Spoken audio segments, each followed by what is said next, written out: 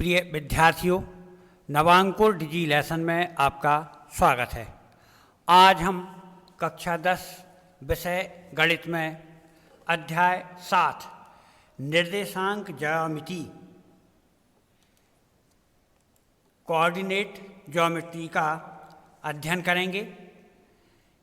क्योंकि आज पहला दिन है, स्टार्टिंग है चैप्टर की, इसलिए हम बेसिकली इसमें हम देखेंगे कि यह क्या होता है। तो सबसे पहले आपको मैं इसका बेसिक जो है वो कंसेप्ट क्लियर कर रहा हूँ। तो किसी समतल में यदि बिंदु की स्थिति ज्ञात करनी है तो दो संख्याओं की आवश्यकता पड़ती है। ठीक है, मैंने बोला कि किसी समतल में यदि बिंदु की स्थिति ज्ञात करनी हो तो हमें दो संख्याओं की आवश्यकता पड़ती है। इन संख्याओं को बिंदु के निर्देशांक कोऑर्डिनेट कहते हैं। इससे संबंधित ज्योमेट्री की जो शाखा है उसको निर्देशांक ज्योमेट्री कोऑर्डिनेट ज्योमेट्री कहा जाता है। अब यहाँ आप देखें कि माना किसी समतल में दो परस्पर लंबवत रेखाएं, आप चित्र देख रहे हैं, एक्स ओ एक्स डैश और वाई ओ वाई डैश हैं। जैसे कि चित्र में दिखाया है, एक्स ओ एक्स डैश और वाई ओ वाई डैश हैं, जो कि बिंदु ओ पर प्रतिच्छेद करते हैं। आप देखें कि ये जो एक्स ओ एक्स डैश और वाई ओ वाई डैश है, ये एक दूसरे को बिंदु ओ पर प्रतिच्छेद कर रहे हैं, इंटरसेक्ट कर रहे हैं। इन्हें निर्देशांक अक्ष कहते हैं। मतलब जो एक्स ओ एक्स डैश और वाई ओ वाई डैश हैं, इनको निर्देशांक अक्ष कोऑर्डिनेट एक्सिस कहा जाता है। और ओ को मूल बिंदु ओरिजिन कहते हैं। एक्स ओ एक्स डैश और वाई ओ वाई डैश परस्पर लंबवत परपेंडिकुलर होते हैं। किसी बिंदु पॉइंट की वाई अक्ष अर्थात वाई एक्सिस से दूरी, आप देख रहे हैं कि ये वाई एक्सिस है, ये वाई एक्सिस है, इससे दूरी, किसी बिंदु की वाई एक्सिस से दूरी उस बिंदु का निर्देशांक या भुज एबेसिस कहलाता है, तथा उस बिंदु पॉइंट की एक्स अक्ष से दूरी उस बिंदु का वाई निर्देशांक, वाई एक्सिस, वाई निर्देशांक या कोटि ऑर्डिनेट कहलाती है। अर्थात एक्स अक्ष से दूरी है वो एक्स एक्सिस, और वाई निर्देशांक या कोटि जो एक्स अक्ष से दूरी है, वाई निर्देशांक या कोटि ऑर्डिनेट कहलाती है। एक्स अक्ष एक्सिस पर स्थित किसी बिंदु पॉइंट के जो निर्देशांक हैं, कोऑर्डिनेट हैं, वो x0 के रूप में होते हैं। यहाँ ये जो y एक्सिस है, इससे दूरी अगर हम किसी बिंदु की लेंगे तो इसके निर्देशांक x0 होंगे, तथा y अक्ष y एक्सिस पर स्थित, ये जो y एक्सिस है, y एक्सिस पर स्थित किसी बिंदु के निर्देशांक जो कोऑर्डिनेट है वो 0 y होते हैं। आप आगे देखें, दो लंबवत निर्देशांक अक्षों जो परपेंडिकुलर कोऑर्डिनेट एक्सिस होते हैं, वह चार भागों में चतुर्थांश, मतलब चार भागों में बटे होते हैं, जिनको चतुर्थांश या क्वाड्रेंट कहते हैं। दो लंबवत निर्देशांक अक्ष द्वारा विभाजित चार भाग, आप देख रहे हैं कि ये जो चित्र बना हुआ है, यहाँ पर यदि हम चार भागों को देखें तो ये पहला भाग है, ये दूसरा भाग है, ये तीसरा भाग है, ये चौथा भाग है। तो ये चतुर्थांश या क्वाड्रेंट्स कहलाते हैं। अब आपने पूर्व कक्षाओं में जो पढ़ा था उसमें आपने देखा था कि जीरो के दाहिनी ओर धनात्मक संख्याएं होती हैं, जो संख्या रेखा आपने देखी है। जीरो के बाईं ओर ऋणात्मक संख्याएं होती हैं, ऊपर धनात्मक संख्याएं होंगी और नीचे ऋणात्मक संख्याएं होंगी, नेगेटिव नंबर्स होंगे। तो यहाँ जो चतुर्थांश में निर्देशांकों के चिन्ह के अनुसार यदि हम देखें तो यहाँ इनके जो चतुर्थांश की पॉइंट कोऑर्डिनेट होंगे, बिंदु होंगे, उनके चिन्ह पहले वाले चतुर्थांश में फर्स्ट कोऑर्डिनेट्स में दोनों प्लस के होंगे। सेकंड कोऑर्डिनेट में इसके जो निर्देशांक हैं वो माइनस प्लस अर्थात x माइनस का होगा और y प्लस का होगा, तो यहाँ माइनस प्लस होंगे। थर्ड जो कोऑर्डिनेट्स है इसमें x और y के जो मान होंगे वो दोनों ही माइनस में होंगे, क्योंकि यहाँ x डैश भी माइनस में है और y डैश के जो मान है वो भी माइनस में ही होंगे। और जो फोर्थ चतुर्थ कोऑर्डिनेट्स है इसके मान प्लस माइनस अर्थात x प्लस में होगा और y माइनस में होगा। तो ये ऊपर बनी आकृति जो मैंने आपको अभी दिखाई है इसके अनुसार ये सभी इसके चिन्ह होंगे। अब इसके बाद एक और इसमें जब हम अध्याय को पढ़ेंगे तो संरेखीय बिंदु आते हैं, जैसा नाम से बिल्कुल स्पष्ट है। ये संरेखीय एक रेखा में स्थित, जिनको कॉलोनियर पॉइंट कहते हैं, कि यदि 3 या 3 से ज़्यादा बिंदु एक सीधी रेखा स्ट्रेट लाइन पर स्थित हों तो वह संरेख बिंदु कहलाते हैं। अब इनसे संबंधित मतलब ये जो अध्याय है इससे संबंधित हम प्रश्नों का अध्ययन करेंगे। तो यहाँ अध्याय 7 में 7.1 में मुख्य रूप से हमें दो बिंदुओं के बीच की दूरी ज्ञात करना है। समतल में यदि कोई दो बिंदु हमको दिए गए हैं तो उनके बीच की दूरी हमको ज्ञात करना है। इससे संबंधित सूत्र होगा। तो पहले हम देखें कि दो बिंदुओं के बीच की दूरी, डिस्टेंस बिटवीन टू पॉइंट्स। यदि हम बिंदु P के जो निर्देशांक हैं x y ले लें और Q के निर्देशांक P के निर्देशांक x1 y1 ले लें और Q के निर्देशांक x2 y2 ले लें, तब जो डिस्टेंस फार्मूला या दूरी, दो बिंदुओं के बीच की दूरी का सूत्र है, जैसा कि चित्र में दिखाया गया है। ये जो बिंदु P है इसके निर्देशांक कोऑर्डिनेट x1 y1 है और Q जो दूसरा वाला बिंदु है उसके कोऑर्डिनेट x2 y2 हैं। तो यहाँ दो बिंदुओं के बीच की दूरी का सूत्र PQ equal to under root x2 minus x1 to whole square plus y2 minus y1 to whole square, ये दो बिंदुओं के बीच की दूरी का सूत्र है। जब भी आपको किसी समतल में स्थित दो बिंदुओं की बीच की दूरी ज्ञात करना होगी तब आप इसी सूत्र के द्वारा उन बिंदुओं के बीच की दूरी ज्ञात करेंगे। अब हम इससे संबंधित कुछ प्रश्न लेते हैं। तो पहला प्रश्न है बिंदुओं के युग्मों के बीच की दूरी ज्ञात करना, है ना। Find the distance between points of between pairs of point.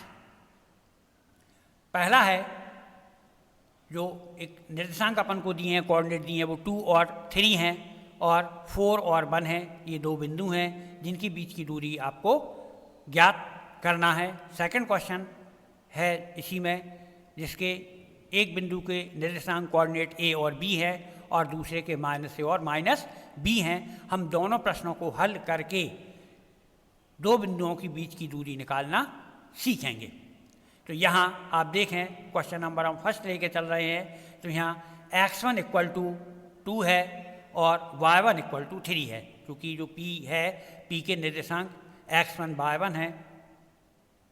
तो यहाँ x1 इक्वल टू 2 है, जैसा कि P के निर्देशांक 2 और 3 अपन को दिए गए हैं।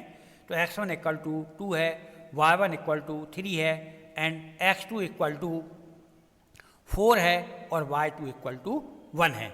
ये जो q के निर्देशांक होते हैं सामान्यतः इनको x2 y2 हमने माना है, जो कि 4 और 1 दिए हुए हैं, तो x2 इक्वल टू 4 और y2 इक्वल टू 1 है। हम दो बिंदुओं के बीच की दूरी का जो डिस्टेंस फार्मूला है इसको लें तो P Q equal to under root x2 minus x1 to whole square plus y2 minus y1 to whole square में यदि हम मान रखें, वैल्यू पुट करें, तो x2 ये 4 है माइनस x1 ये 2 है, तो 4 माइनस 2 का होल स्क्वायर प्लस y2 जिसका मान 1 है माइनस y1 जिसका की मान 3 है, तो 1 माइनस 3 टू होल स्क्वायर। तो ये अगले स्टेप में आता है 2 का स्क्वायर प्लस ब्रैकेट्स में माइनस 2 का होल स्क्वायर। सॉल्व करने पर ये 4 प्लस 4 होंगे, माइनस 2 का स्क्वायर 4 होगा, तो रूट 8 आता है। इसको यदि हम गुणनखंड करें तो ये 2 इंटू 2 इंटू 2 होंगे, तो हम इसको 2 रूट 2 2 अंडर रूट 2 लिख सकते हैं। ये P और Q जो दो बिंदु हैं उनके बीच की दूरी ज्ञात कर ली गई है। अब इसी के अनुसार जैसा हमने पहले क्वेश्चन में किया था, हम दूसरे को देखते हैं। यहाँ केवल इस दूसरे क्वेश्चन को इसलिए लिखा गया है कि ये संख्यात्मक ना होकर ए बी के रूप में दिया गया है, तो आपको इसकी भी एक प्रैक्टिस हो जाएगी। तो let the given points P A B and Q minus A minus B.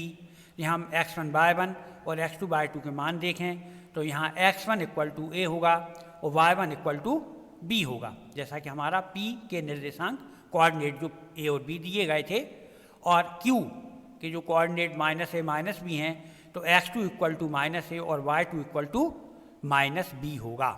यहाँ फिर हम दूरी का सूत्र लिखें और इस दूरी के सूत्र में जो हमारे x1 y2 y1 की मान हैं, वैल्यू हैं, उनको हमें यहाँ पुट करें। तो x2 की वैल्यू माइनस ए है, माइनस लेंगे हम, और x1 की वैल्यू ए है, तो minus A to whole square plus y2 की वैल्यू माइनस बी है और माइनस y1 की वैल्यू बी है, तो minus B to whole square, तो ये होगा minus 2a to whole square plus minus 2b whole square. Solve करें तो 2a का जब हम होल स्क्वायर करेंगे तो minus 2a into minus 2a तो होगा 4a स्क्वायर, और ये होगा आपका 4b square, minus 2b into minus 2b। इनको प्लस करेंगे तो ये प्लस नहीं होंगे क्योंकि दोनों की चर राशियाँ अलग हैं, लेकिन हम यहाँ से 4 कॉमन ले सकते हैं। 4 हम कॉमन लेंगे तो ये होगा ए स्क्वायर प्लस बी स्क्वायर। अब यहाँ 4 का आप रूट फाइंड कर सकते हैं, तो ये होता है 2, तो आंसर हमारा होगा 2a square plus B square. तो ये दो प्रश्न मैंने आपको दो बिंदुओं के बीच की दूरी के सूत्र के हल करके दिखा दिए हैं। अब इस क्वेश्चन नंबर 1 के जो और अदर क्वेश्चंस हैं आप स्वयं उनका अभ्यास करेंगे। अगला हम क्वेश्चन लेते हैं जिसमें उन्होंने अपन को दिया हुआ है, निर्धारित कीजिए कि क्या बिंदु 1, 5, 2, 3 और -2, -11 संरेखी हैं। तो जैसा कि मैंने आपको कहा था कि संरेखी बिंदु वो होते हैं जो एक ही सरल रेखा पर स्थित हों। तो यहाँ हमको बिंदु जो दिए गए हैं हमने उनको A, B और C मानकर चलेंगे। तो यहाँ सबसे पहले हमको A और B के बीच की दूरी, distance between A and B, ये हमको फाइंड करना पड़ेगी। तो यहाँ जो A के कोऑर्डिनेट निर्देशांक हैं वो 1 और 5 हैं, B के जो कोऑर्डिनेट के निर्देशांक हैं वो 2 और 3 हैं। तो यहाँ x1 इक्वल टू 1 और y1 इक्वल टू 5 होगा, x2 इक्वल टू 2 और y2 इक्वल टू 3 होगा। तो सबसे पहले हम A और B इन दो बिंदुओं की बीच की दूरी ज्ञात करते हैं। तो यहाँ AB equal to under root x2 minus x1 to whole square plus y2 minus y1 to whole square. Formula वही है दो बिंदुओं के बीच की दूरी का। तो यहाँ x2 x1 की हम वैल्यू पुट करें तो x2 की वैल्यू 2 है और x1 की वैल्यू 1 है, तो 2 minus 1 to whole square plus y2, तो y2 की वैल्यू आप देख रहे हैं 3 है, माइनस y1 की वैल्यू 5 है, तो 3 माइनस 5 टू होल स्क्वायर।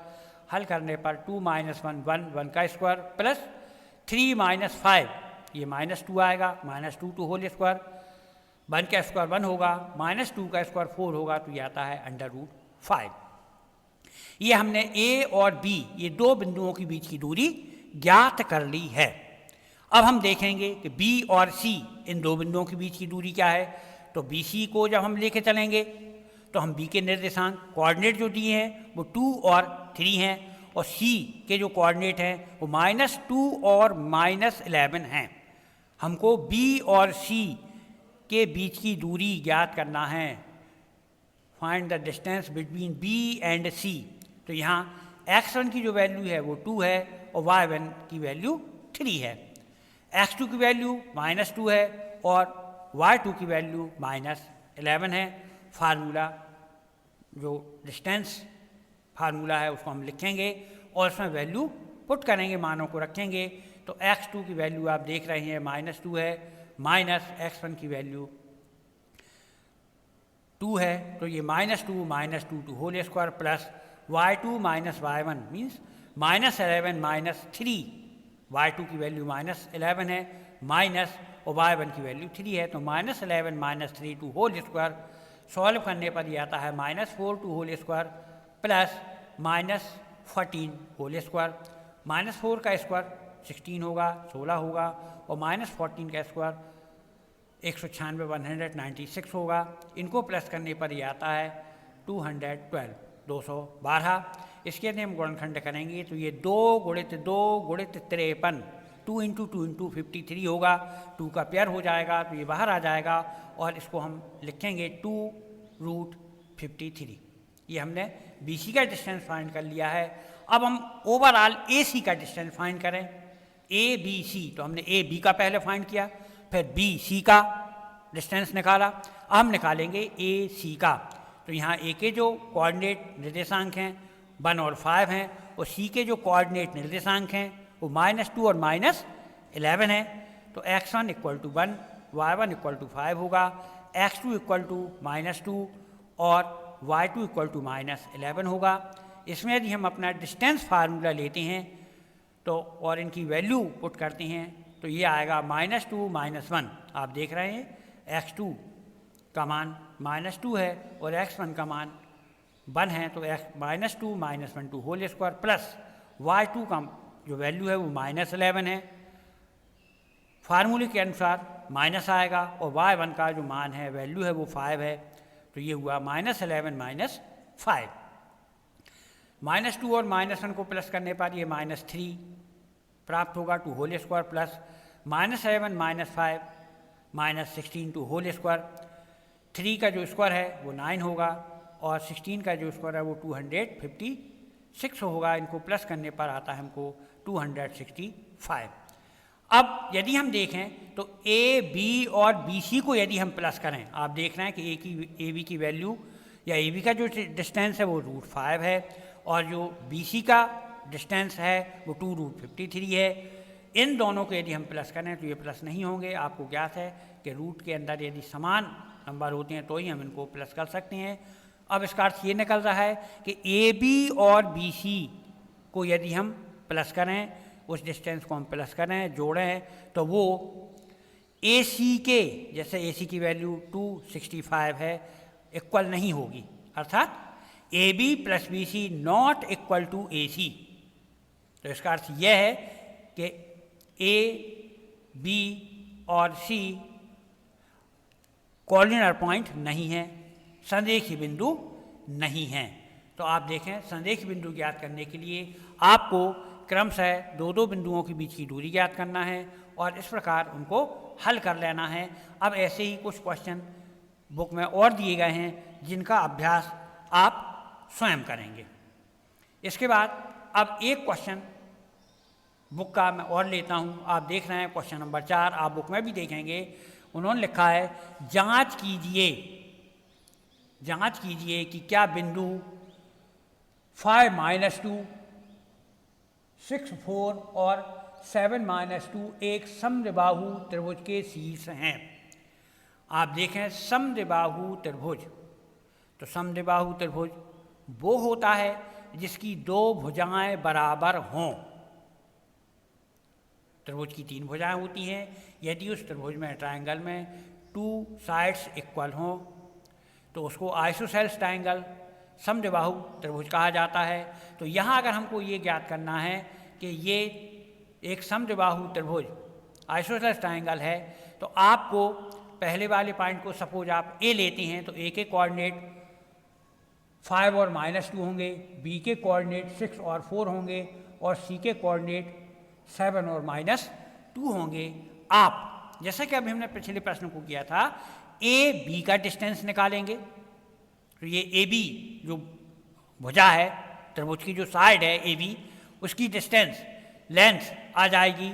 फिर आप बी सी, बी और सी के बीच की दूरी निकालेंगे, तो ये दूसरी भुजा की दूरी आ जाएगी, दो बिंदुओं के बीच की दूरी, उसकी लेंथ आ जाएगी। और फिर आप ए और सी के बीच की दूरी निकालेंगे। यदि इन तीनों दूरियों को आप देखेंगे तो इनमें से दो आपकी समान आएंगी और एक अलग होगी, तो इसका अर्थ ये होगा कि यह समद्विबाहु आइसोसेल्स ट्रायंगल है। मैं फिर एक बार बोल दूं कि हाँ, हमको 3 बिंदु दिए गए हैं, आप उन्हें ए बी 5 - 2, बी सी 6 4 और सी 7 -2, ये आप एक डायग्राम बनाएंगे ट्रायंगल का और क्रम से ए बी का डिस्टेंस फाइंड करेंगे, बी सी का डिस्टेंस फाइंड करेंगे और ए सी का डिस्टेंस फाइंड करेंगे। और अगर आपको 2 साइड्स के डिस्टेंस इक्वल आ जाएं तो ये समद्विबाहु आइसोसेल्स ट्रायंगल होगा। तो इसका अभ्यास आपको स्वयं करना है। आप ध्यान रखिएगा कि गणित उसी को आता है जो खुद करके देखता है। तो ये मैंने आपको खूब क्लियर कर दिया है, इससे पहले क्वेश्चन आपको समझा भी दिया है, आप आसानी इसको कर पाएंगे। अब एक अगला क्वेश्चन जो है वो बुक में आप देखिएगा, यहाँ भी मैंने दिया हुआ है, ये एक डायग्राम दिया हुआ है उन्होंने। प्रश्न में आपको पढ़कर बता रहा हूँ कि किसी कक्षा में 4 मित्र बिंदु ए बी सी और डी पर बैठे हुए हैं। आप देख रहे हैं कि चित्र में ए बी सी और डी ये बिंदु दिए हुए हैं। तो आप इन बिंदुओं को देखें, ये 4 मित्र हैं जो बैठे हुए हैं। चंपा और चमेली कक्षा के अंदर आती हैं और कुछ मिनट तक देखने के बाद चंपा चमेली से पूछती है कि क्या तुम नहीं सोचती कि ये ABCD एक वर्ग है, अर्थात जो चारों बैठे हुए हैं वो एक वर्ग के आकार में बैठे हुए हैं। चमेली इससे सहमत नहीं है। दूरी सूत्र का प्रयोग करके बताइए कि इसमें कौन सही है। तो देखें, यहाँ आपको क्या करना है कि A और B के बीच की दूरी निकालना है, B और C के बीच की दूरी निकालना है, डिस्टेंस फाइंड करना है, C और D के बीच की दूरी निकालना है और फिर D और A के बीच की दूरी निकालना है। इन चारों दूरी निकालने के बाद AB, BC, CD और DA की निकालने के बाद यदि ये चारों बराबर आती हैं तो आपको याद होगा कि वर्ग जो होता है और समचतुर्भुज जो होता है, वर्ग और समचतुर्भुज की चारों भुजाएं बराबर होती हैं। तो अब इसका अर्थ ये निकलेगा कि या तो वर्गाकार है या समचतुर्भुजाकार है। फिर आप इनके AC विकर्ण डायगोनल आप फाइंड करेंगे, निकालेंगे और BD ये डिस्टेंस आप फाइंड करेंगे। अब यदि ये दोनों समान आती हैं तो ये वर्ग होगा और असमान आती हैं तो समचतुर्भुज होगा, क्योंकि वर्ग की चारों भुजाएं भी बराबर होती हैं और उसके विकर्ण डायगोनल भी इक्वल होते हैं। तो ये आपको करना है। यहाँ मैंने कुछ आपको हिंट किया हुआ है, आप उसको एक बार देखें।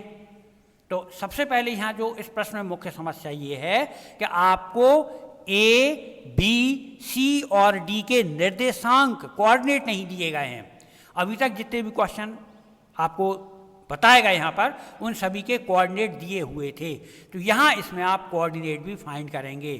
तो देखें आप, यहाँ ये 0 है और ये स्तंभ कॉलम्स है जिस पर ये 1 2 3 4 5 6 ये डले हुए हैं और ऊपर आप देखें तो ये रो है जो कि y अक्ष कहलाता है, जैसे हमने स्टार्टिंग में चित्र बना के देखा था, और ये x अक्ष x एक्सिस कहलाता है। तो आप यदि देखें तो जो A बिंदु है, A बिंदु से यदि आप x एक्सिस की ओर चलें तो ये 3 पर आता है और ए बिंदु से वाई एक्सिस की ओर चलें, वाई एक्स की ओर चलें तो ये 4 आता है। इसका अर्थ ये है कि ए के जो निर्देशांक कोऑर्डिनेट हैं वो 3 और 4 हैं। ये आपको चित्र को देखकर फाइंड करना है। अब हम बी के देखें तो बी बिंदु पर यदि हम पहुंचते हैं, बी पॉइंट पे जाते हैं और बी पॉइंट से यदि हम एक्स एक्सिस एक्स अक्ष की तरफ आते हैं तो ये 6 पर आता है, और बी पॉइंट से यदि हम वाई एक्सिस वाई अक्ष की ओर जाते हैं तो ये 7 पर आता है। तो इसका अर्थ ये है कि जो बी के निर्देशांक हैं, कोऑर्डिनेट हैं, वो 6 और 7 हैं।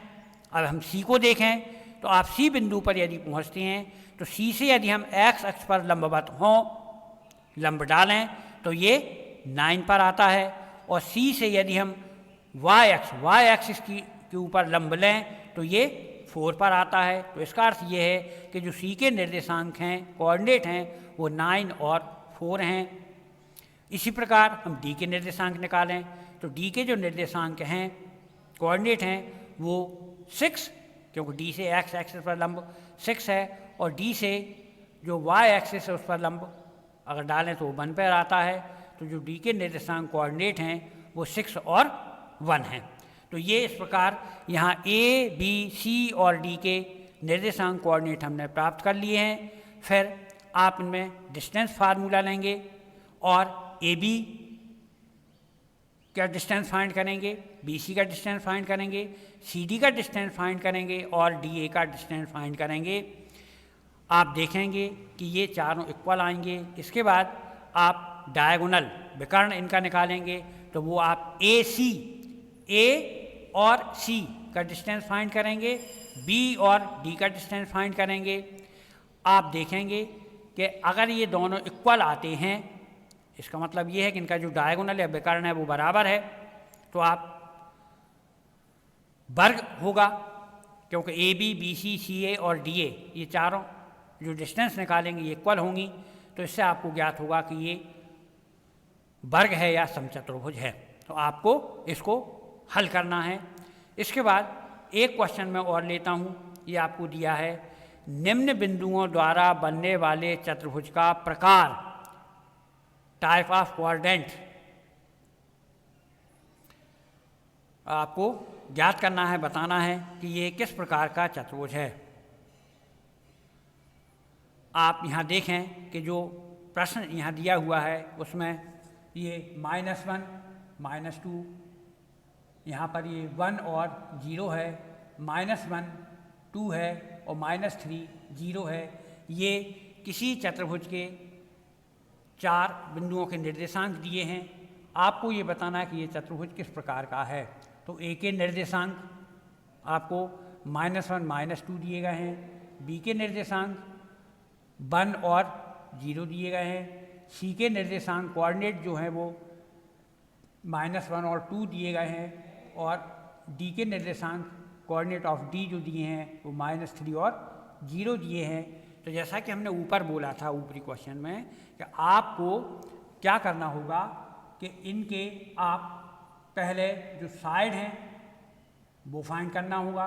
तो find the distance between A B C C D और डी ए, ये चारों आपको फाइंड करना है। और उसके बाद आपको इनके डायगोनल ए सी और बी डी फाइंड करना है। इनको फाइंड करने के बाद आपको स्वयं ही ये समझ में आ जाएगा कि ये आकृति किस प्रकार की है। तो इनका आप अभ्यास कीजिए। कुछ क्वेश्चन मैंने आपको समझा दिए हैं, इसी प्रकार के जो और क्वेश्चन हैं उनको आप खुद हल करेंगे। इसके जो बचे हुए क्वेश्चन हैं वो हम अगले वीडियो में देखेंगे। अभी आप ये जो क्वेश्चन मैंने बताए हैं इनको आप अभ्यास के रूप में लें और बचे हुए प्रश्नों को भी आप स्वयं हल करें। आप अभ्यास करेंगे तो ये विधि आपको याद होगी। इसके बाद अगले क्वेश्चनों के लिए हम फिर अगले वीडियो में आपसे चर्चा करेंगे। तब तक आप स्वस्थ रहिए, अभ्यास करते रहिए, पढ़ते रहिए। धन्यवाद।